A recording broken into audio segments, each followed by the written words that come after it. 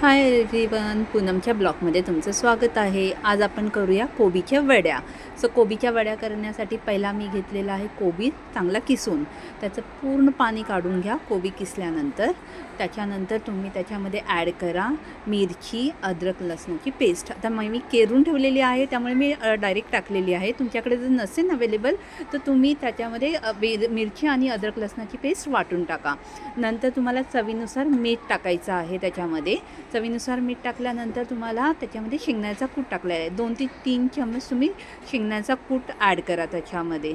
आणि त्याच्यानंतर त्याच्यामध्ये चण्याचं पीठ टाका. मी 2 चमचे त्याच्यामध्ये चण्याचं पीठ टाकलेलं आहे. मी हा अर्ध्याच कोबीचे केलेले आहे. जर तुम्हाला पूर्ण कोबीची करायची असेल तर तुम्ही त्याच्यानुसार त्याची सामग्री ॲड करा त्याच्यामध्ये.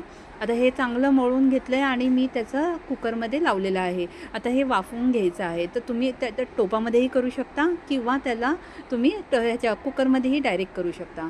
आता ह्याच्या मी खापा करायला घेतलेला आहे, थोडंसं थंड केल्यामुळे कसं ते खापा बरोबर येतात त्याच्या चांगल्या. नंतर मी तेल ॲड केलेलं आहे पॅनमध्ये आणि हे थोडं गरम झाल्यानंतर त्याच्यामध्ये मी ह्या वड्या ॲड केलेल्या आहे. गॅसचा तुम्हाला जी मंद आचेवरच ठेवायचं आहे. जास्त हाय लेवलची फ्लेम नाही करायची आहे, जेणेकरून ते जळतील. मंद आचेवरच तुम्हाला हे चांगले फ्राय करून घ्यायचे आहेत. हे खायला खूप चविष्ट लागतात. ही रेसिपी तुम्हाला जर आवडली असणार तर प्लीज माझ्या चॅनलला लाईक, सबस्क्राईब करा आणि शेअर करा, जेणेकरून तुम्हाला अजून चांगले रेसिपीज मी बनवून दाखवेल. थँक्यू.